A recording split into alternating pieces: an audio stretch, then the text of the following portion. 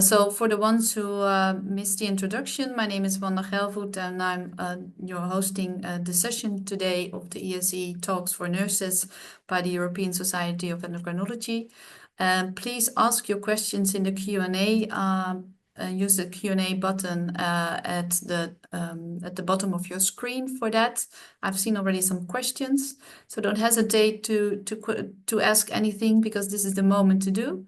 And also, I would like to say that there will be an evaluation form at the end of the session, which will be sent to you for all the participants. So I'm now very pleased to introduce the next speaker. This is Aldons Chua. He is a clinical nurse specialist at St. Bartholomew's Hospital in London. And this is a center of expertise for neuroendocrine tumors. And his area is adrenal diseases, but also multiple endocrine neoplasia. And Aldons, very welcome. And please start your talk about the role of the nurse caring for patients with insulinoma. Thank you. Thank you. So yeah, firstly, thank you so much to the ESE for this kind invitation for me to share about the role of an endocrine nurse in managing insulinoma. So before I start, I will be sharing with you today it's quite complex disease as what Professor Simona has explained earlier in her presentation. And as an endocrine nurse, when they've asked me to do this presentation, I was like, okay, this is something that is definitely complex. And when we're talking about the role of an endocrine nurse, we probably ask ourselves, yeah, what is the role of an endocrine nurse in this particular condition? And one thing just, came out to my mind when I think about managing insulinoma in particular. And you need to be a jack of all trades. You need to know a lot about in managing this condition.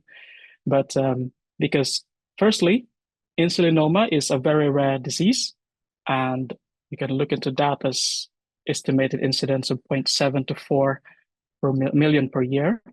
So this is very rare, in which it's classified as a niche area when you're looking after this kind of condition.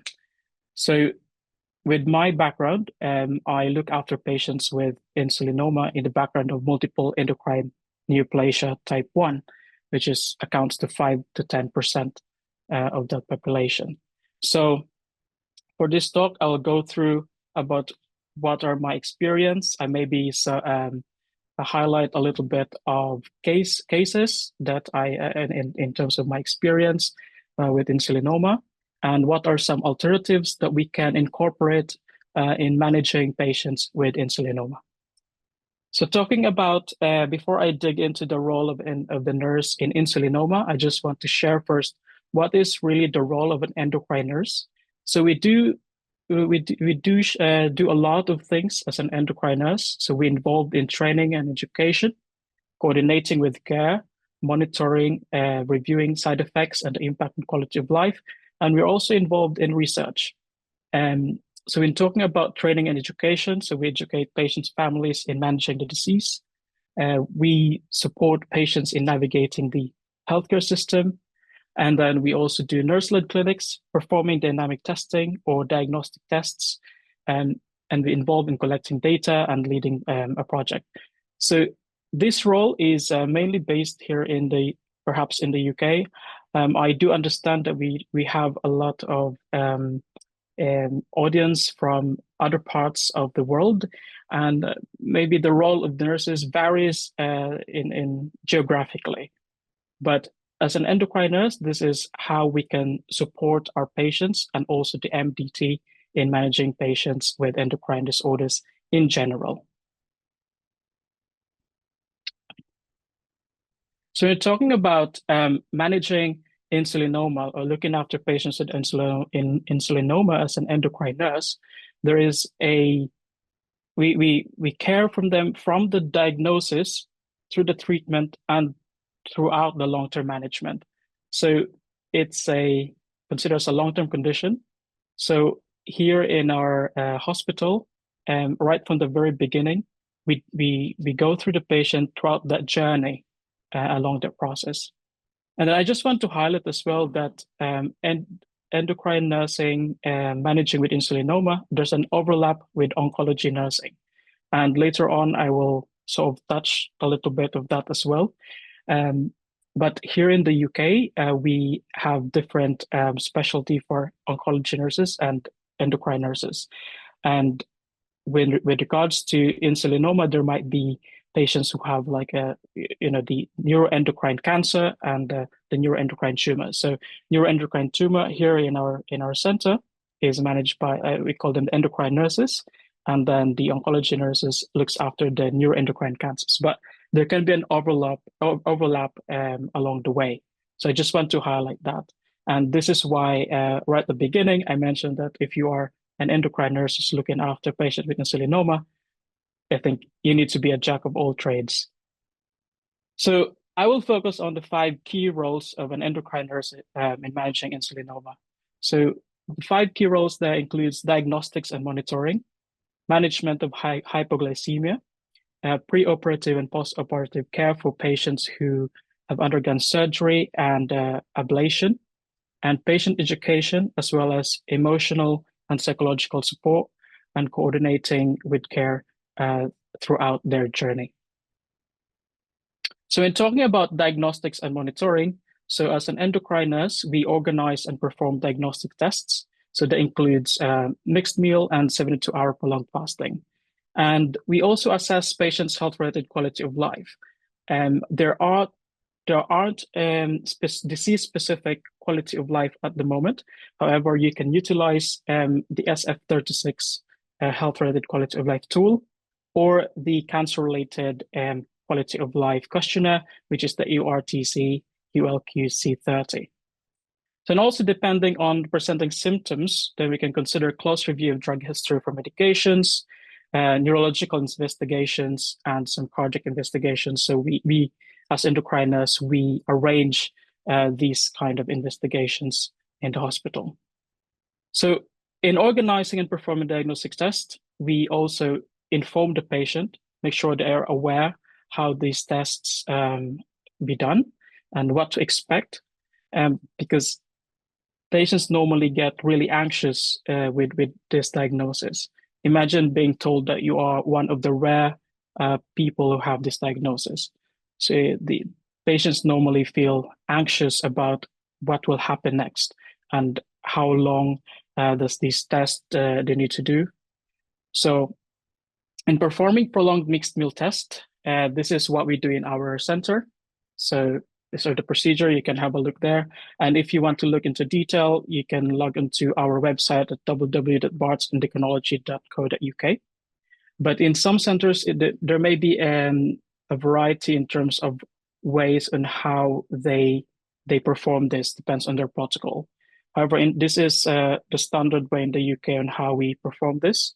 And so we ensure that the patient has adequate dietary carbohydrate. So it's very important that we ensure the patient don't reduce their carbohydrate intake for at least 3 days before the test. And if you see the box in blue, these are the suggested mixed meal food that we give during the test. But there are also other preparations available that are alternative. So in some centers, they have already like the pre-mixed and premixed type of liquid or solution that they just give to the patients. So this is the prolonged mixed meal test. And the other test that we do is the prolonged supervised fasting test. So this can be a bit challenging for some nurses, especially if they work in an area where they don't have a dedicated endocrine ward, because ideally patients need to be admitted in an endocrine unit and they should be monitored regularly. So this is where the challenge comes in, because you need a dedicated space. And here in the UK, we also have a bit of a challenge in some centers where they have a challenge in admitting patients to the ward, and this delays the diagnosis for insulinoma.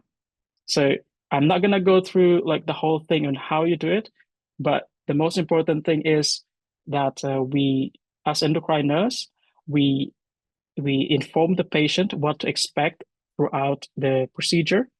And although this is a 72-hour test, but once we've reached the hypoglycemic state, which is less than 2.2, then we can then get the samples that we need, and then we can then tell the patient that we can reverse the hypoglycemia.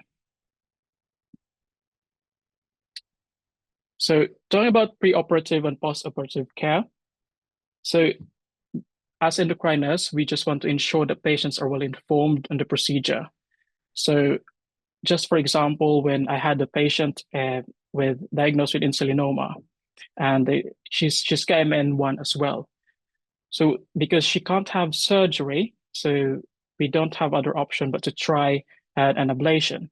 An ablation can be a little bit daunting to most patients because they will have to be sedated, and there's a camera that goes into their into the stomach and get the final there. And the idea of one of the patients said to me, like, the idea that they're going to burn my pancreas, so that kind of anxiety.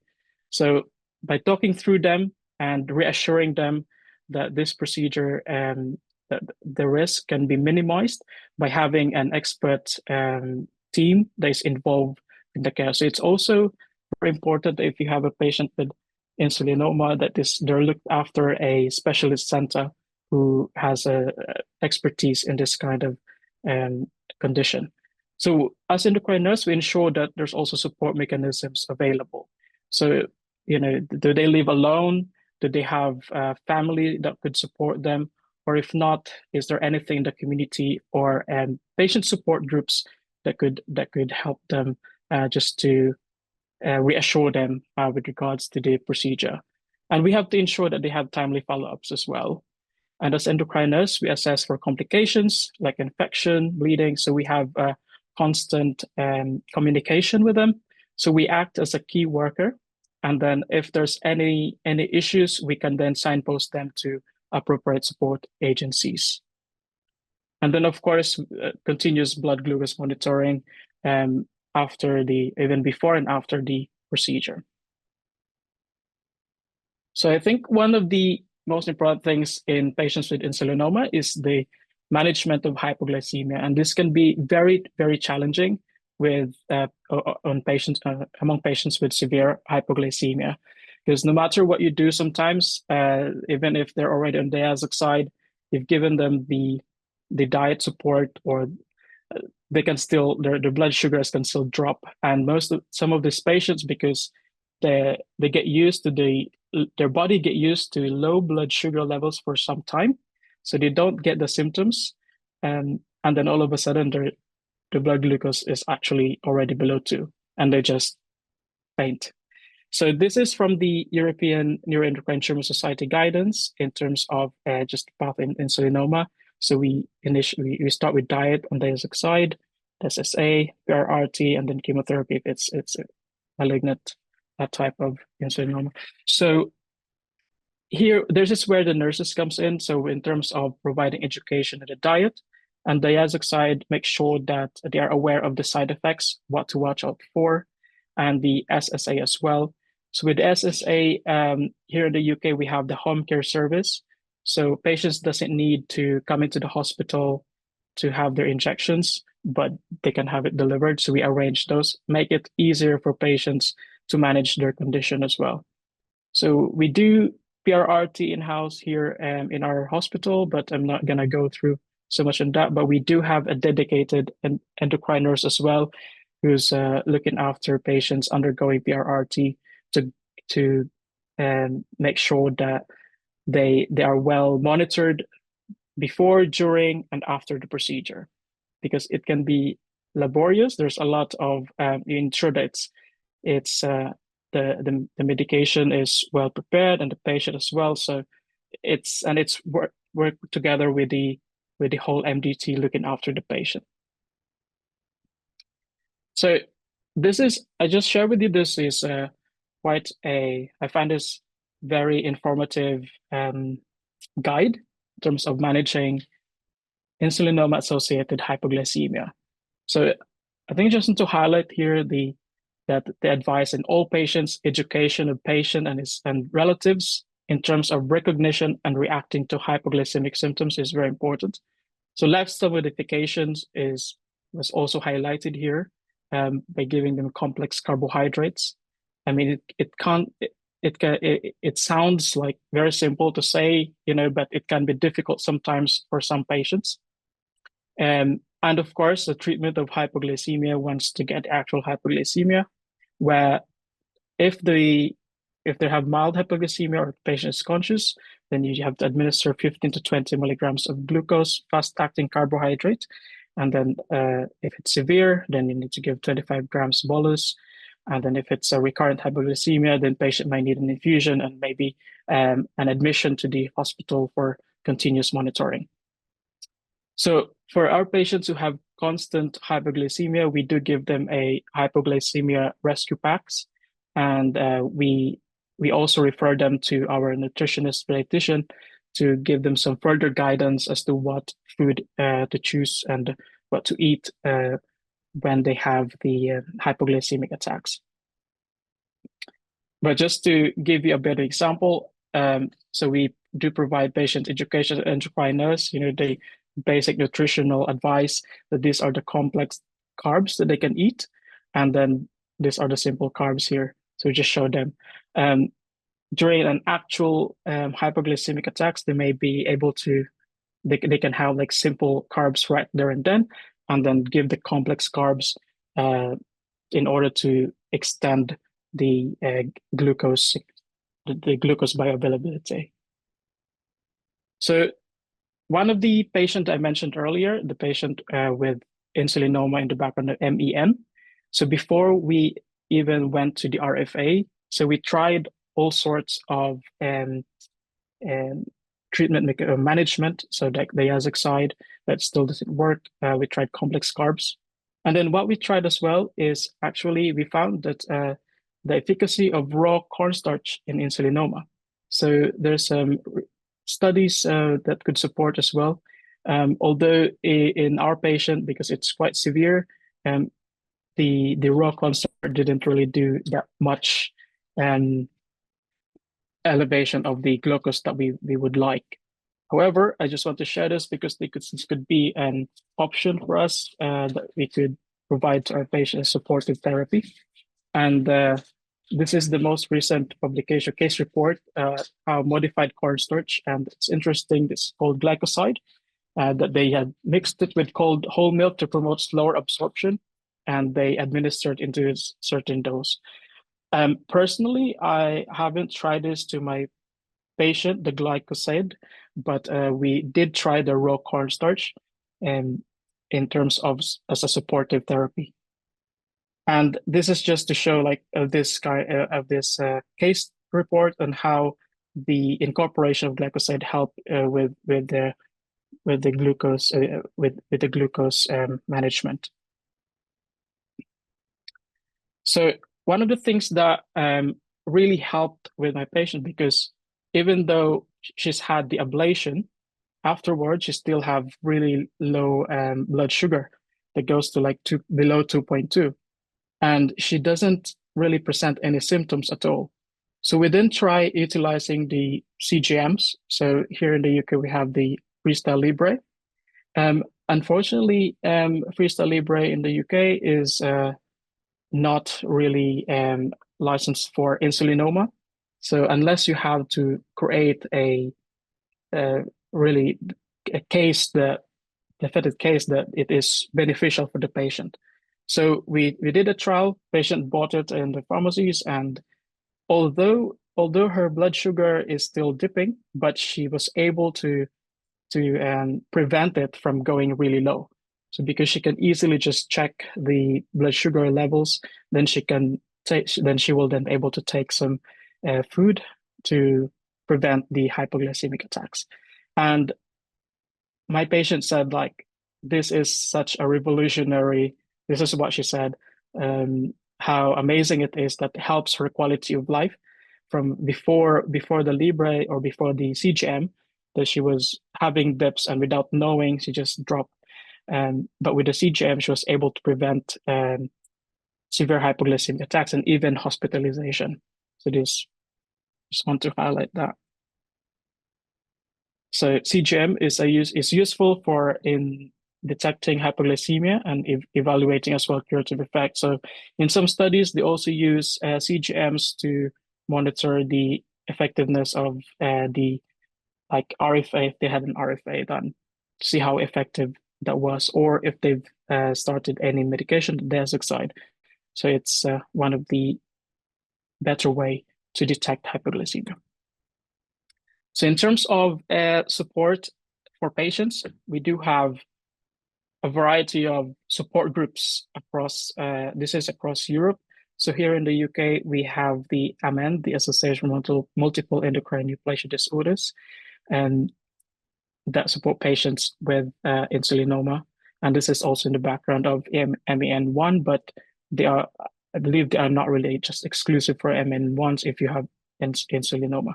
So these are some of the other support networks across Europe that I've searched. So you're free to browse later on to look at what services they can offer to your patients.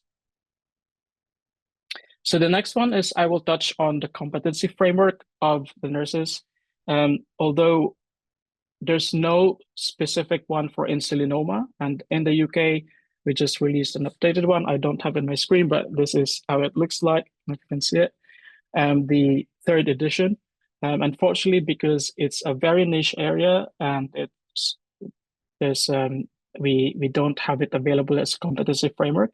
However, I would like to share with you the neuroendocrine cancer nurse competency framework, which focuses on the pancreas, and I think this can also be beneficial if, I mean, there's a lot of words there, but if you would like to become an expert in insulinoma, we can utilize this as one of the competency framework. And this is just how it looks like in terms of doing the assessment. You get your objectives and the evidence based on the evidence at what trainings you've done. So for example, this webinar, then you can use that as an evidence that you've done some trainings in terms of managing patients with insulinoma. So I think in managing patients with insulinoma as a nurse, I would still use the 4 E's here. So we engage the patient, make sure they're engaged in their care. So we educate them. So they especially with diet and how to determine when they're gonna have hypoglycemic attacks. So knowing their body, knowing themselves, their symptoms is crucial in preventing and managing insulinoma. Hypoglycemia in insulinoma, and we empower them as well, and we empower them that they know when to seek help and when to seek support. So some of these patients as well, they have their psychological aspect is severely affected because of this. That particular patient I was mentioning, at some point she was scared of going out of the house because she's scared that she might just collapse in the shops, when doing shopping. But now she can go out because of the CGM that she's got, because she knows when she's gonna have her blood sugar is dipping, and then she will just eat complex carbs to help sustain it. And then we equip them. So we equip them with the tools that they need. So we equip them like with hypoglycemia kits. We equip them with the right tools, and like those machines that we use, the CGMs that I keep on mentioning, and we equip them with the we equip them as well with the right like handbooks that they can bring to the hospital in case they need to be hospitalized. So a patient is well engaged, well educated, and well equipped. It will help these patients with insulinoma in managing their condition. So in summary, so insulinoma is a rare and complex disease, and emotional and psychological support is very vital among this patient group. And education is key, especially diet, nutrition guidance in managing and preventing hypoglycemic episodes. So, and CGM can be a useful tool to prevent manage and diagnose hypoglycemia, and utilize health-related quality of life tool to assess the progress of care. So just to end, this is from the Neuroendocrine Cancer UK, that the role of any nurse is to provide person-centered and holistic care to those who are unwell, and the specialist nurse combines that with specialist experience, knowledge, and skills to support patients with complex needs. Thank you. So thank you, Aldons, for this nice overview and highlighting the important role of the endocrine nurse, and also to highlight the struggles that patients can have with this disease.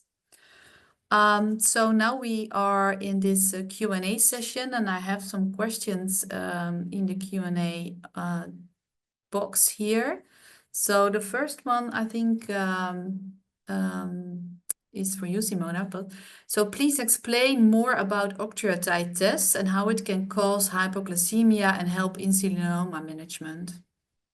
Thank you so much for this question. So practically we have two questions in the question. Yes, that's true.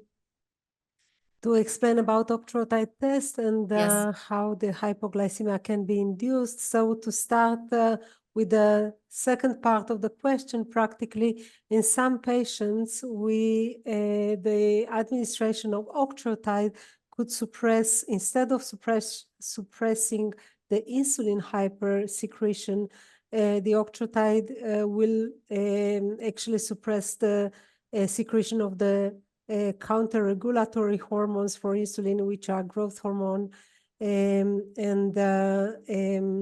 cortisol and glucagon, sorry.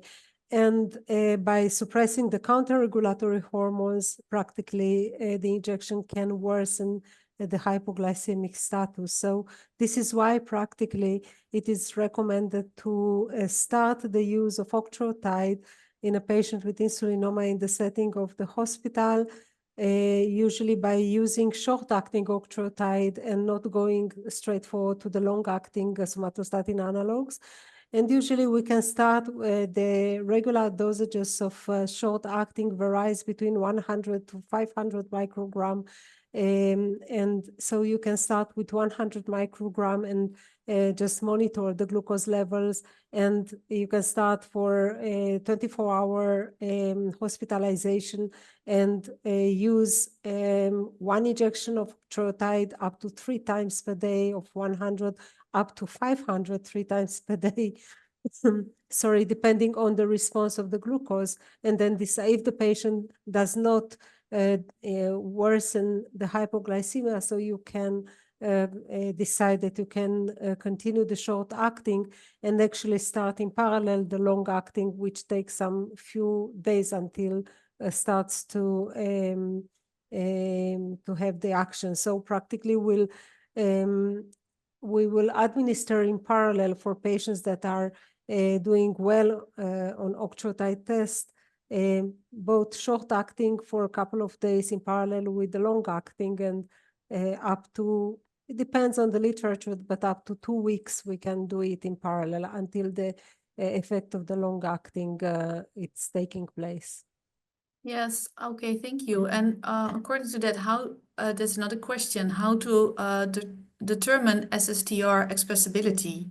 So usually it can be done in a few ways. In the clinical practice, the most easy way is to perform a somatostatin receptor imaging. In many countries, the most available imaging is the gallium dotatate PET-CT. However, in some of the countries still are using octroscan. And we can also use the immunohistochemistry staining from the tissue of the tumor to stain for somatostatin receptors. But this does not mean always that the patient that express somatostatin on immunohistochemistry will uptake on gallium dotatate PET-CT. So the most useful one is actually to for the clinical practice would be the gallium dotatate PET-CT. Okay, thank you. Do you also use I don't think you mentioned it, but do you also use pasireotide in We don't, treatments if we octreotide doesn't use, work? yeah, so we have experience with pasireotide in some patients, and there is also some data, sorry, in the literature showing that pasireotide, which is a pan receptor agonist, can be useful in these cases that the somatostatin 2 receptor agonists are not enough. The problem with pasireotide is that it's not widely available, at least for this indication, but it can be useful. I have experience in few patients, and there are some case reported also published showing efficacy. Okay, thank you. I also have a question for Aldons. So you were talking about the GCM, so the continuous glucose monitoring. Myself, I think that's a great option for patients, giving their better quality of life and ensure their glucose levels.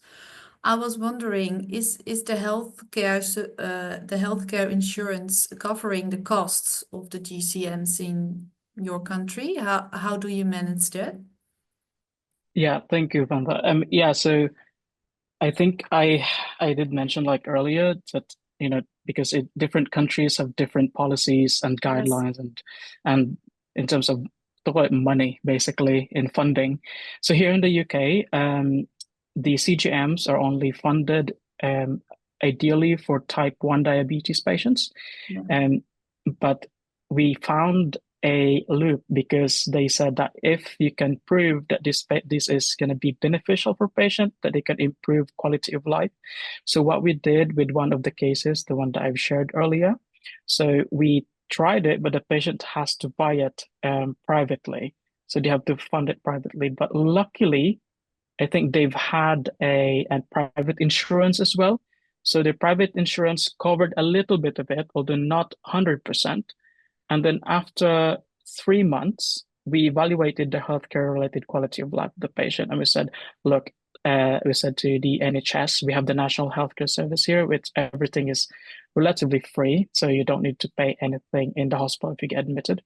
So we then proven that this is definitely helped the quality of life of the patient and even reducing hospitalization. So in the long run, we are saving a lot of money from the hospitalization. So that will give us a better support that the patient get it for free now from the NHS. I think it's a good preventive method for having patient outside the hospital instead of inside with injuries or whatever. Yeah, thank you. Absolutely.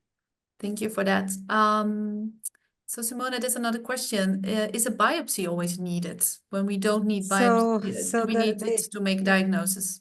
There is a short answer and a long answer. The short answer is no. We don't need usually or as per guideline to perform a biopsy. The problem is that sometimes these patients may have also some incidentaloma. We are making the diagnosis, the biochemical diagnosis of insulinoma, and then we perform a CT and then or an MRI, and we see a small lesion, and it does not necessarily always represent the insulinoma. It can be an incidentaloma. So this is one of the reasons that some centers are performing biopsy, but vice versa. Also, if the biopsy is negative, doesn't rule out the insulinoma. It can be, not enough material and so on. We usually do not do it regularly. But only in some specific settings. Another consideration should be in patients with MEN1, for example, because then you have all the pancreas involved by hyperplasia or other small lesions, and you don't know who is the one responsible for the hyperinsulinism. So then you should perform the biopsy and try to stain for insulin. Thank you. So another question, when treating a patient with everolimus, are you aiming for specific levels of the everolimus?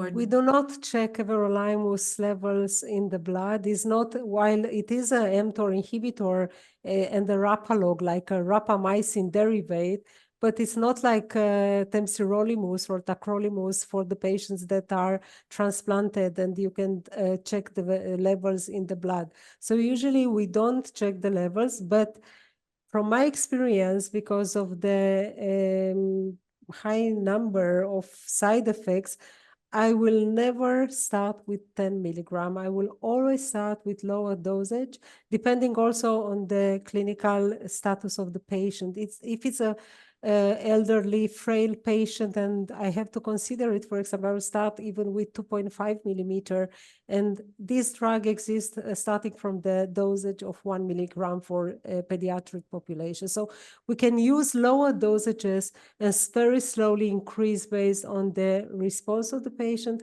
and on the side effects. So in a regular adult population, I start with 5 milligram, alternately increasing after 2 weeks to 4 weeks to 5 to 7.5, and then to 10 milligram. But I have patients only on 7.5 milligram per day or only on 5 milligram per day with disease stabilization and normalizing the glucose levels. So it's really individual. And the side effects are very tough and very, it's a drug that it's really, it is considered to be a targeted drug. It's a biological drug, but sometimes it has very severe side effects. So we have to manage very closely this patient and have to have experience with them, with the drug. Okay, thank you. So I have 2 minutes left and at least 3 questions. So could a patient with low blood sugar on mixed meal have an insulinoma? I don't know which one of you would like to answer that. Do you have experience with mixed meal in insulinoma more than me? I mean, we usually do not do mixed meal in this scenario, mostly if the hypoglycemia is developing postprandial, so then it's more complicated and we can do it. In medicine, I will say a cliche, there is no 100%, so it can be, but I think it's rare. But as mentioned, there are patients that are having insulinoma with hypoglycemia unrelated to fasting. It's always challenging. It's always challenging these even more rare cases. And we can take into consideration when the hypoglycemia develops, what is the past medical history of the patient, if he or she had any surgery, and et cetera, So. Okay, thank you. And for equivocal investigation results, for example, inconclusive insulin and C-peptide levels, would you repeat the test, and what would you repeat then? I think that if the patient has hypoglycemia, it's like in Cushing. You always have to repeat the tests more than once, just to, until you are getting some idea or feeling what is the direction of the diagnosis. And we are using many times the 72-hour fasting test because usually the patient with insulinoma are developing hypoglycemia, and you can cannulate the patient and take the samples in a very, careful way inside the hospital, because many times if you take the insulin and C-peptide outside the hospital, so there can be many technical problems to perform the evaluation. So this is why most of the times these patients need to be referred to centers, to be hospitalized, and to perform this test in a in-hospital setting. Okay, thank you. I think just to add on Professor Simona's comment on that, which is why I think that's when the role of an endocrine nurse comes in, because you want to make sure that the test is done properly. So you have the endocrine nurse to prepare the patient, to educate the patient, and also to do the test in a time according to the protocol. And yeah, so and if it's equivocal, then you have to look into the background of the patient really, and how, go back into the history and how the patient has been doing before you do the test, and how is it performed. So that's my comment. That's why I think it's very good that the pancreas is also involved in the competency framework in the new one. So that's really great. Yeah. Because of time, I think we are closing now. Again, I would like to thank you both speakers for joining us in this webinar and for your excellent talks and great discussion. Did so many things.